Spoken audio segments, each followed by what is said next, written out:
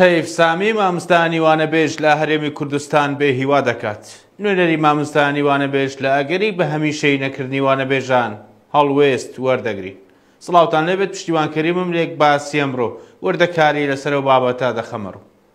وەزیری دارایی عێراق بە پەرلەمانتارانی کوردی لە لیژنەی دارایی پەرلەمانی عێراق ڕاگەیاندووە هیچ دەقێکی یاسایی نییە بۆ ئەوەی پارە بۆ بەگرێبەستکردنی مامۆستانی وانەبێژ تەرخان بکەین.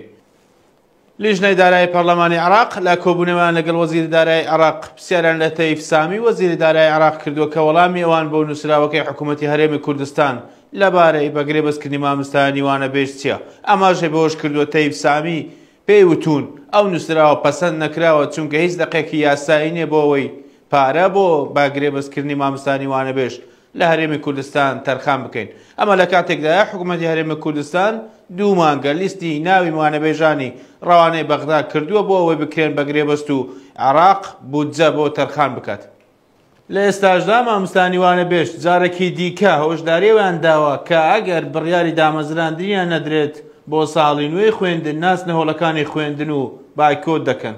لای خۆیەوە حەسەن هاشم نوێنەری وانەبێژان لە سنووری ئیدارەی سەربەخۆی سۆران بە یەک باسی ڕاگەن سەبارەت بە بڕیاری نوێی عێراق کە لە بەرامبەر وانەبێژان لە بەشێک لە پارێزگای ئیدارە سەربەخۆکان لە ئەگەری بەگرێبەست نەکردنی ناوی وانەبێژان ئەوە بۆ ساڵی نوێ هەڵوێست وەردەگرن.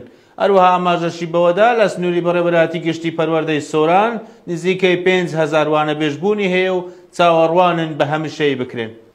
بە یارمەتی هاوکارانم یەک باسی ئەمڕۆمان پێشکەش کردن، هەر شاد بن.